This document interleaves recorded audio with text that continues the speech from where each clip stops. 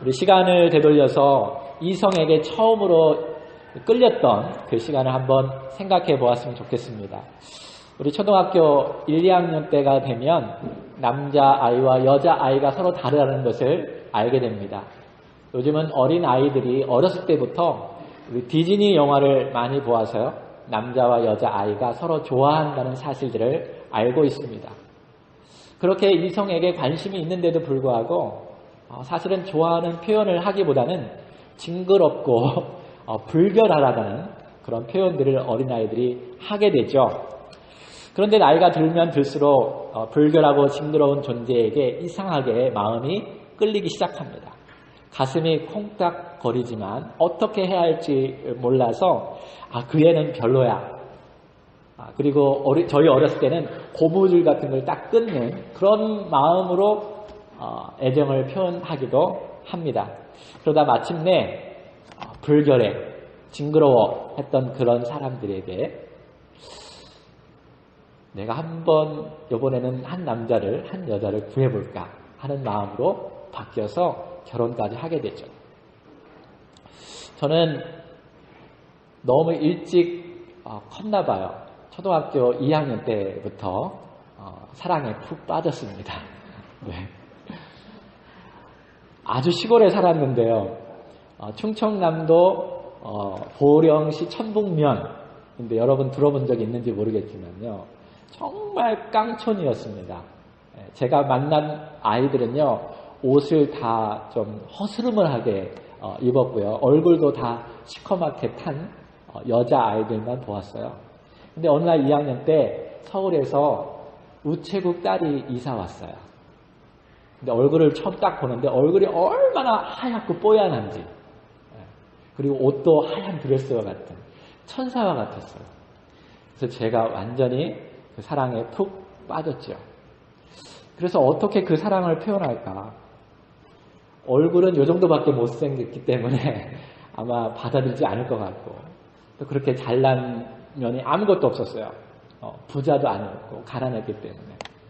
그래서 할 수 있는 것은 공부하는 것밖에 없었다라는 결론을 내리고 그 어린 꼬마아이가 밤늦게 촛불을 켜고 공부를 하였습니다. 그때만 해도 시골이기 때문에 농사를 지었거든요. 그래서 밤 9시 정도면 불 끄고 다 자야만 했어요. 그리고 한 방에서 아빠, 엄마, 자녀들 다 같이 잤어요. 자자 그러는데 저는 불 딱 끄면 촛불 하나 딱 켜고 공부하는 거예요.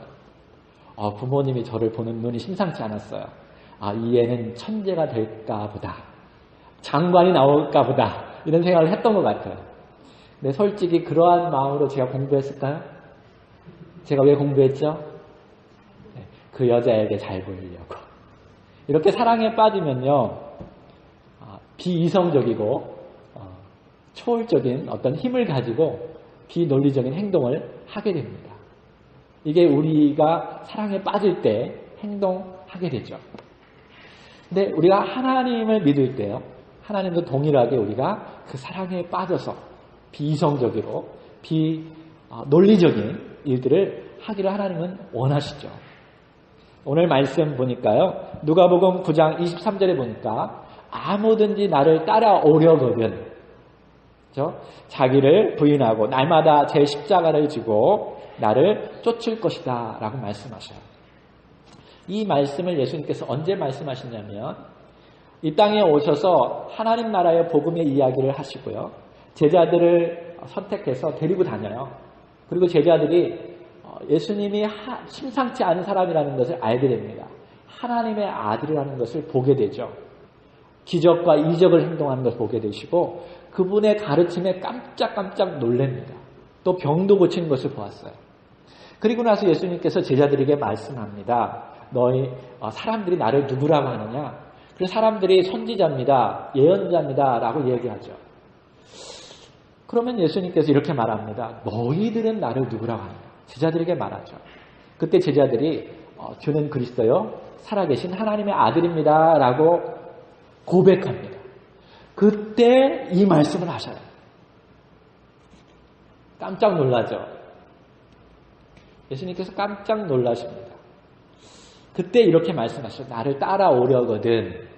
이 단어에 우리가 주목해야 하는데요. 이 말은 연인 관계에서 흔히 사용되는 말이라고 합니다. 실제로 예수님께서는요, 애인을 열정적으로 쫓는 사람처럼 따라오려고 합니다. 성경에 보면 하나님과 당신을 따르는 사람들의 관계를 연인 관계로 표현을 많이 했어요. 아가서도 그렇게 했고요. 호세아도 보면 그렇게 하나님의 관계를 이야기합니다. 이 파리가 저를 따라오네요. 굉장히 저를 사랑하나 봅니다. 네. 바울도 하나님과 우리의 관계, 그리스도와 교회의 관계를 부부 관계로 표현했죠. 또 요한계시록의 요한도 하나님께서는 천국 관계, 천국 잔치가 벌어지는데 신랑과 신부의 관계로 표현했어요. 그러니까 우리가 신앙생활, 주님과 관계를 맺는 것은 연인과의 관계 속에서 되어진다라는 것을 표현해주고 있는 거죠. 사랑에 빠졌을 때 신앙이 제대로 이루어진다라고 말씀하셔요. 예수님께서 베드로를 당신의 제자로 삼고 또 하나님의 일을 하게 시킬 때에 너가 나를 사랑하느냐라고 그 한 가지만 묻습니다. 예수님께서는 우리가 억지로 따라오기를 원치 않으셔요. 신앙은 억지로 하는 것이 아닙니다. 우리가 예수님과 관계가 전혀 없는데 천국 가고 싶어서 따라오라고 예수님께서 하고 계시지 않다라는 거죠. 예수님은 여러분과 저를 미치도록 사랑하고 계셔요.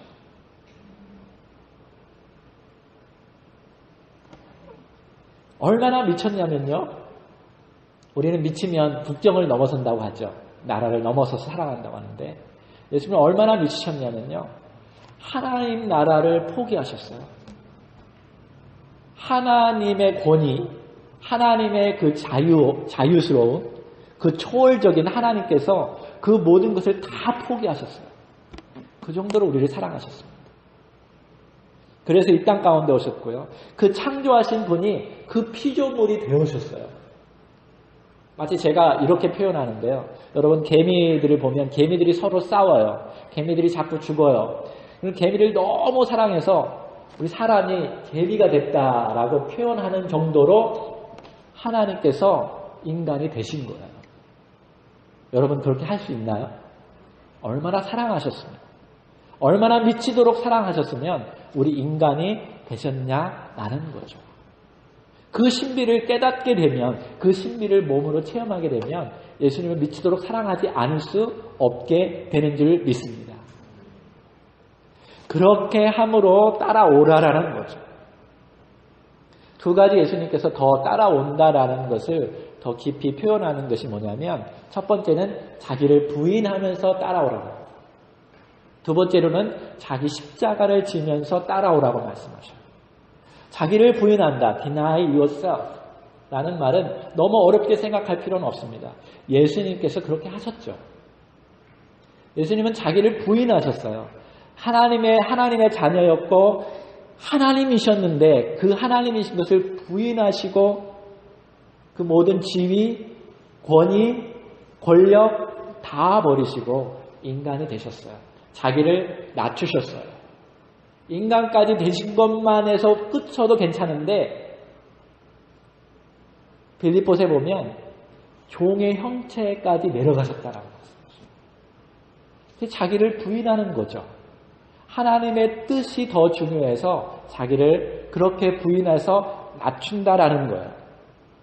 이렇게 해석할 수 있어요.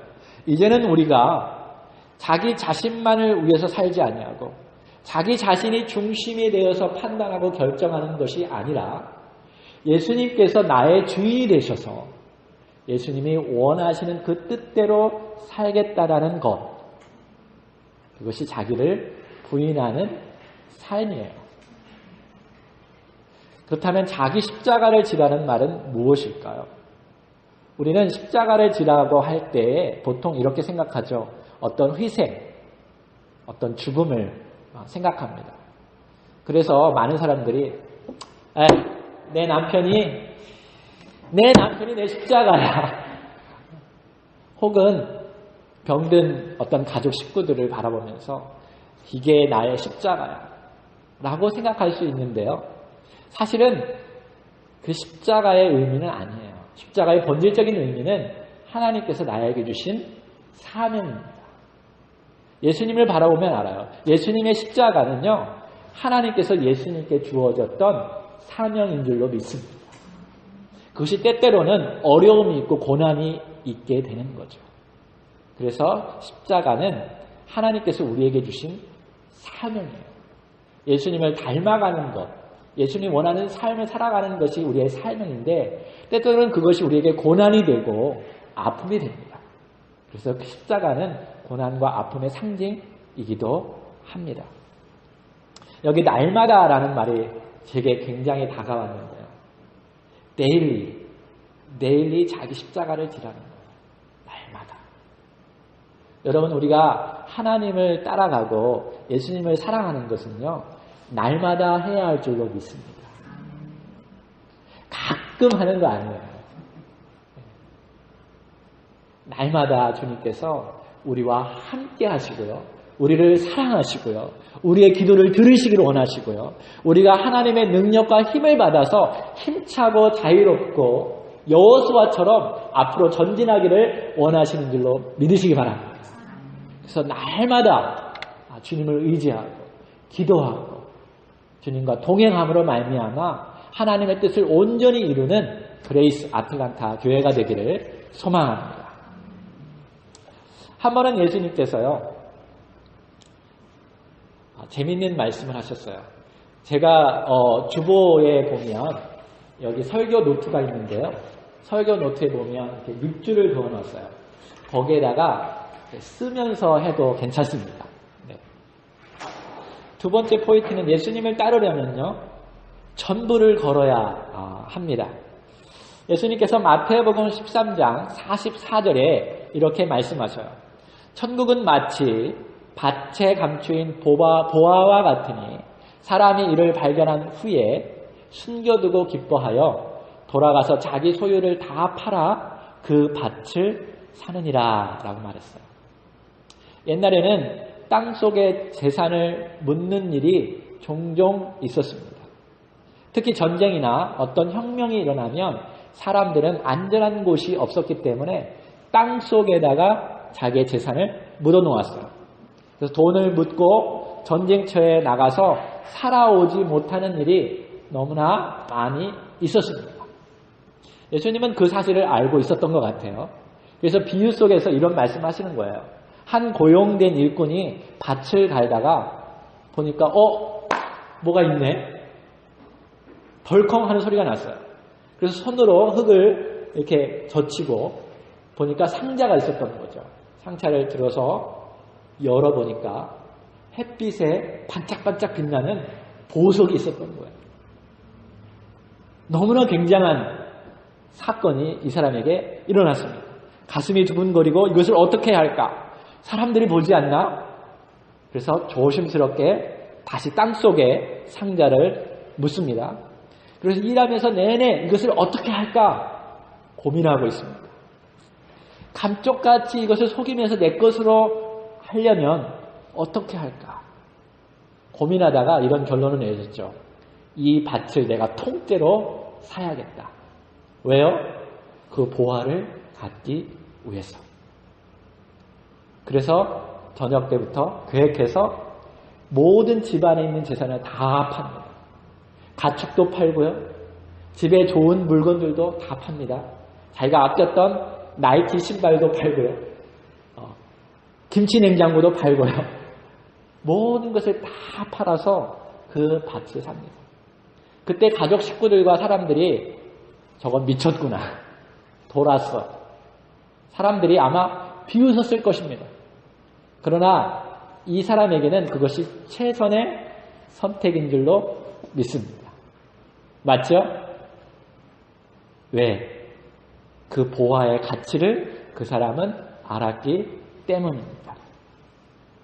여러분, 예수 그리스도 안에서 하나님께서 우리에게 주신 그 보화를 발견하면 우리는 전부를 다 팔아서라도 그 보화를 갖게 되는 줄로 믿습니다. 그분이 주시는 자유함, 그분이 주시는 참 진리, 그분이 주시는 영원한 생명, 그 능력, 그 모든 것을 알게 되면 내가 가지고 있는 것이 아무것도 아니라는 것을 알게 되는 거죠. 그래서 우리는 전부를 다 주님 앞에 걸 수밖에 없다라고 예수님께서 우리에게 말씀하고 있는 거예요. 논리적으로, 이성적으로 말씀하고 계시죠. 근데 왜 사람들은 예수님께 전부를 바치지 않는 것일까요?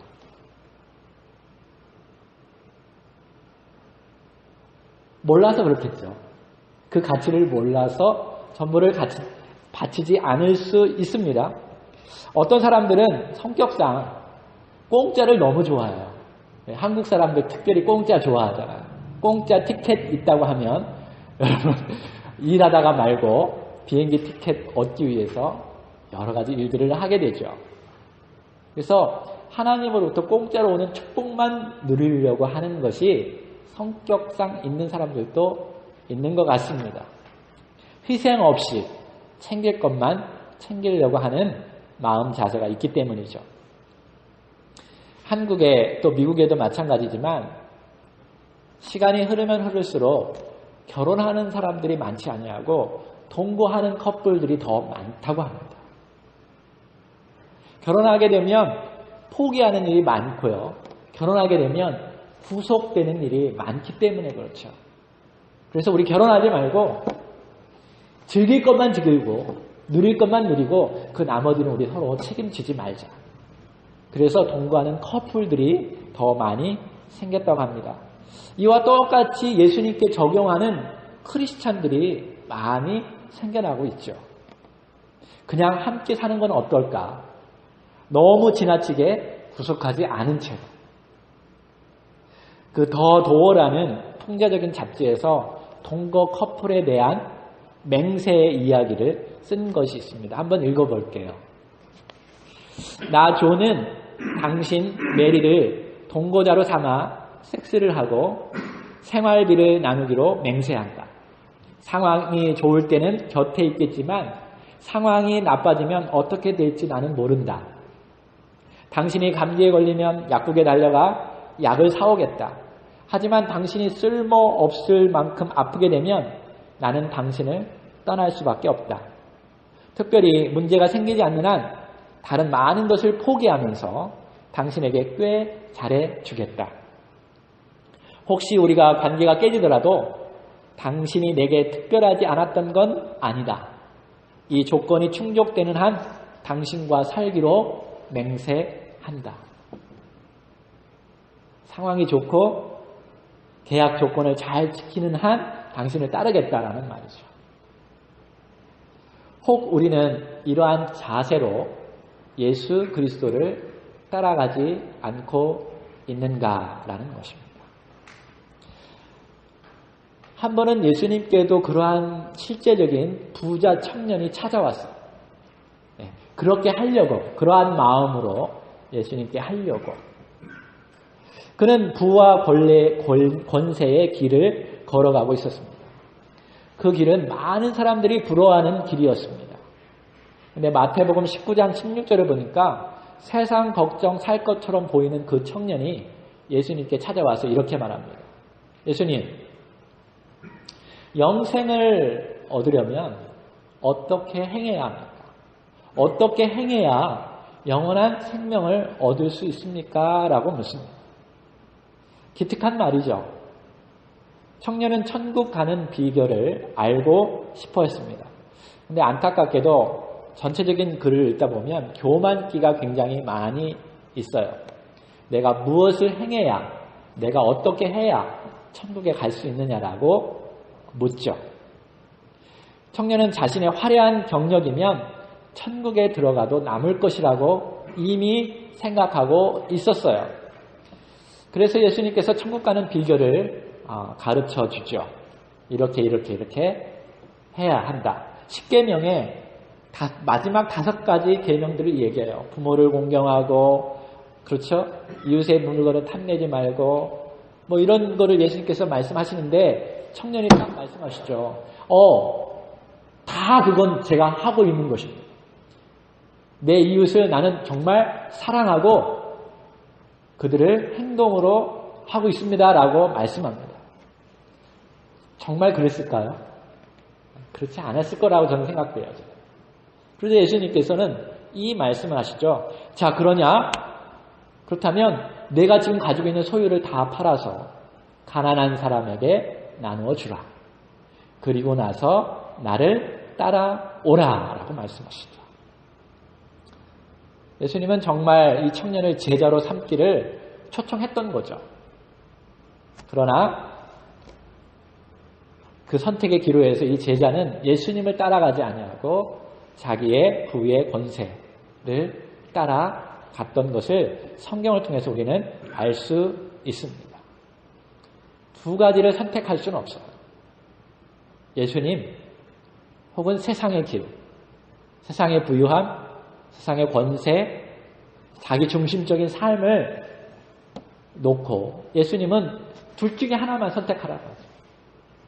나를 따를 것이다. 아니면 내가 원하는 너의 삶을 살 것이다.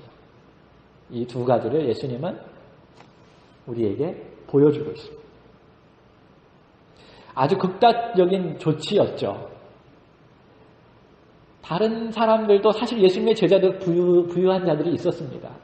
근데 그들에게 그렇게 하지 않았지만 이 청년에게는 이 조건을 분명히 제시했어만 했습니다. 왜? 거기에 얽매여 살았던 사람이에요. 그것이 전부라고 생각했었고 예수님께 전부를 드리고자 하는 마음이 없었던 것을 이미 예수님은 알고 계셨던 것이었습니다. 여러분, 우리가 예수님께 전부를 드릴 때, 우리의 삶의 모든 것을 드릴 때 예수님의 가치를 알고 예수님은 내가 사랑하는데 예수님은 전부를 사랑합니다. 그래서 이 마지막 말씀하신 다음에 이렇게 말씀하셔요. 나를 위해서 가축을 팔고 가족도 버리고 너의 재산을 버린다면 천국에서 너는 100배의 축복을 누릴 것이다 라고 예수님 말씀하셔요. 여러분, 예수님 그냥 포기하고 가난에 쪄들어서 살아가라고 이렇게 말씀하시는 분이 아니에요. 내가 나에게 오고 전부를 드리면 내가 생각했던 그 이상으로 축복을 누리며 하나님의 영광 가운데 살 것이라고 약속하는 줄 믿으시기 바랍니다. 무엇을 먹을까? 무엇을 마실까? 무엇을 입을까? 걱정하지 마라. 너희는 먼저 그의 나라와 그의 의를 구하면 내가 이 모든 것을 너에게 다 주겠다라고 약속하신 줄 믿으시기 바랍니다. 이것이 교회가 이렇게 되어야 합니다. 100% 온전히 주님께 드리고 주님의 말씀에 순종할 때에 그 교회는 하나님의 영광 가운데 하나님의 일을 감당하는 교회가 될 줄로 믿습니다. 자신의 전부를 드린다는 것은 결코 쉬운 일은 아닙니다. 부자 청년에게 자신의 모든 재물을 판다라는 것은 결코 쉬운 일이 아니죠. 그리스도인의 제자가 되는 것은 쉬운 일이 아닙니다. 예수님은 그렇게 쉽고 가볍게 우리에게 선택하라고 말씀하고 있지 않습니다. 예수님의 그 사랑을 깨닫고 알고 정말 그 길이 어떤 길인가 알고 찾아오라고 예수님 말씀하셔요. 마치 그런 의미에서 성경에 이러한 구절들이 사용되었다고 저는 믿습니다. 저는 반쪽짜리 복음을 전하지 않습니다. 예수님 믿으면 구원받고 영생을 얻고 여러분 부유하게 됩니다. 가난에서 벗어나서 부유하게 됩니다. 예수님 믿으면 예수님을 예배하면 성공적인 미래를 주님께서 주십니다. 고난이 없어지고 행복해집니다. 이것은 맞는 얘기예요. 그러나 이것은 전부는 아닙니다. 예수님 믿으면 고난도 옵니다. 성경은 이 두 가지를 다 이야기하고 있어요. 저는 반쪽짜리 복음만 전하지 않을 것입니다. 여러분, 예수님을 잘 믿어도 병에 걸릴 수 있고 가정에 어려운 일이 생길 수 있고 고난이 올 수 있고 재산을 잃을 수도 있습니다. 주님은 그럼에도 불구하고 너는 나를 따라올 것이냐라고 지금 말씀하고 계시는 거예요. 그러면 내가 상상할 수 없는 진정한 행복을 얻게 해줄 것이다. 나는 이 땅에서만 너를 평안해 줄 것이 아니라 영원히 하늘나라에서 참 평안으로 참 영광 가운데 너에게 복을 줄 것이다 라고 주는 우리에게 말씀하시고 약속하시고 초청하는 줄로 믿습니다. 예수님 당시의 제자들은 그 로마의 압제 속에 있었기 때문에 그들 가운데 예수님의 제자들을 없앨 수 있는 일은 한 가지밖에 없었어요. 저들이 로마의 시저를 왕으로 여기지 않습니다. 로마의 시저만이 롤드인데 저들은 예수님이 자기의 롤드라고 말하고 예수님을 따라갑니다. 반역하는 자들입니다. 그렇게 해서 예수님 믿는 사람들을 다 처단하고 죽였습니다. 예수님 믿는 사람들은 그럼에도 불구하고 예수님은 나의 주인입니다 라고 자기의 목숨까지 다 버렸습니다. 그들에게 하나님의 놀라운 축복이 있는 줄로 믿습니다. 우리가 상상할 수 없는 그 은혜와 그 복을 하늘나라에서 누릴 줄로 믿습니다. 우리가 이 땅에서 복을 누리고 영화를 누리면 얼마큼 누릴 것 같아요? 50년, 70년. 그 짧은 시간하고 영원한 시간하고 비교하면 사도 바울이 말하죠. 상상할 수 없는 비교다라는 거예요. 그렇다면 이 땅에서 가장 가치 있는 일, 그 일을 하고 주님께 오라는 거예요.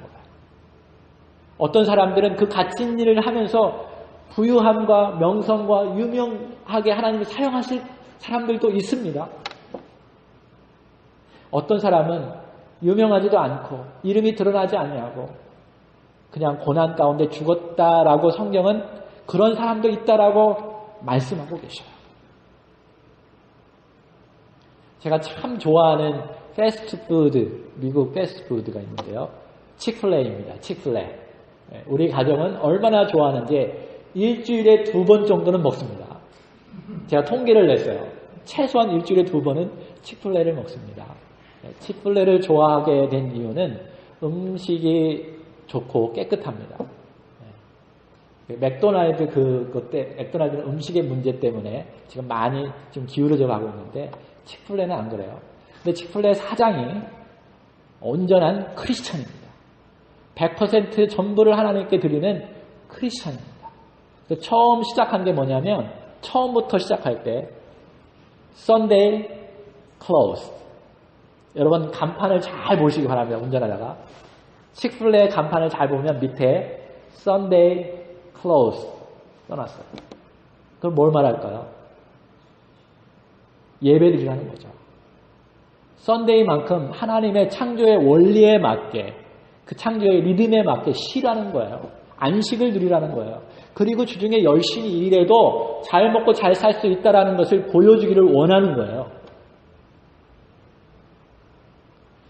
근데 세상은 어떻습니까?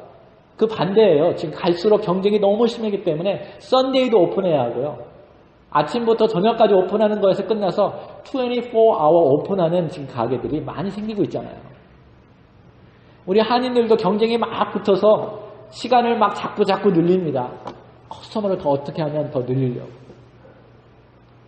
썬데이에 여러분 패스트푸드를 문 닫는다는 것은 미친 짓이에요. 맞죠? 가장 많이 패스트푸드를 먹는 시간이 썬데이입니다. 가족들이 외식합니다. 근데 이 치플레 사장은 나는 전부를 하나님 앞에 드리겠다라는 거죠. 그런데 이게 대박 나고 있는 거죠. 대박 나니까 누가 싫어합니까? 마귀들이 싫어합니다. 그래서 한 번은 그 게이 이런 거에 서포트하지 않는다고 해가지고요. 게이들이 온라인에다가 치플레는 죽이자 해서 막 수많게 온라인에다가 치플레 나쁜 점을 막 퍼뜨렸어요. 그래서 한동안 치플레가 굉장히 어려움을 당했습니다. 그럼에도 불구하고 포기하지 않았어요. 그리고 하나님의 뜻대로 하나님 원하시는 방법대로 그들은 최선을 다해서 어려운 사람 그런 사람들에게 정직하게 돌봐주고 서포트하는 일을 계속적으로 해나갔어요. 그래서 치플레 사장이 한번 인터뷰에서 얘기하는 것 중에 하나, 제게 정말 감동이 된 게 뭐냐면, 여러분 어려운 사람을 도울 때 어떻게 도와주느냐? 그 사람이 다시 되갚지 못할 수 있는 사람, 이런 사람에게 도와주라는 거예요. 그게 진짜로 어려운 사람을 도와준다라는 거예요. 그래서 치플레 사장이 자기는 평생 그렇게 했다는 거예요. 정말 하나님이 있는 사람입니다. 그가 지금은 죽고 돌아가셨지만, 지금 제가 치플레 가면서요, 한 번도 드라이브스루 할 때 기다리지 않고 드라이브스루 한 적이 없습니다. 저는 얼마나 하나님께 감사한지 몰라요. 할렐루야. 매어 터집니다. 한번 여러분 보십시오. 그리고 치플레를 위해서 기도하십시오. 이런 회사가 계속적으로 이 땅 가운데 빛과 소금의 역할을 감당함으로 말미암아 하나님의 영광이 드러나게 해야 할 줄로 믿습니다. 이사야 말씀을 제가 읽는데요. 하나님의 자녀들은 영어로 제가 읽었어요. Display of glory. 이렇게 돼야 한다는 거예요. 하나님의 영광을 드러내야 한다는 거예요. 전시하라는 거예요. 여러분과 저는 하나님께서 정말 그 사랑으로 풍성한 은혜를 주셨잖아요. 우리는 하나님의 디스플레이, 그 글로리한 디스플레이의 인간이 되어야 할 줄로 믿습니다. 일주일의 삶이 그렇게 됩니다. 우리의 전부를 하나님 앞에 드리고, 우리 이웃을 도울 때에도 최선을 다해서 도와주고, 기도할 때에도 열정을 다해서 기도함으로 말미암아 그리스도의 사랑이 우리를 통해서 그들에게 증거되어지고, 그들이 그리스도의 사랑을 알고 하나님을 온전히 믿고 하나님을 증거하는 그러한 아틀란타, 우리 그레이스 아틀란타 교회가 되어야 할 줄 믿습니다.